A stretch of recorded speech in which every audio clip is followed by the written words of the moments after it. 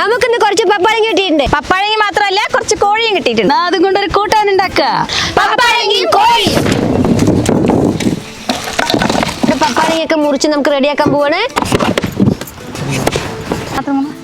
പപ്പാളങ്ങിയിൽ നല്ല vitamin C അടങ്ങിയിട്ടുണ്ട്, നല്ല കാൽസ്യം ഉണ്ട്, നല്ലതാണ് പച്ചക്ക് കഴിച്ചാൽ. കണ്ടോടിക്കട്ടെ. വലിയ വലിയ 3 കോഴി മുറിച്ച കഷ്ണമാണിത്. തുള്ളി ഇഞ്ചി, ചെറിയ ഉള്ളി ചതച്ചെടുക്കാം. നെയ്യിലിട്ടൊന്ന് വാട്ടിയെടുക്കാം. മുളക് പൊടി ഇട്ടാ, കുറച്ച് മഞ്ഞപ്പൊടി,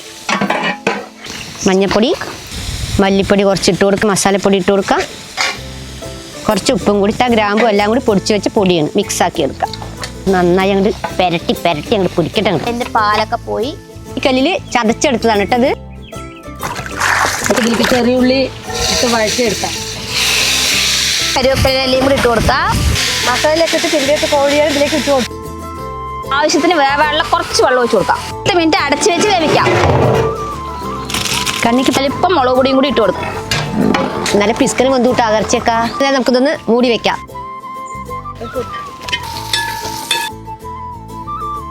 നമ്മുടെ പപ്പാളങ്ങയും കോഴിക്കറിയും ഇവിടെ റെഡി ആയിട്ടുണ്ട്. പപ്പാളങ്ങ ചൊടുക്കനുണ്ട്, അത് നല്ല സൂപ്പർ അടിപൊളി, നല്ല ഗുമാന്നുണ്ട്.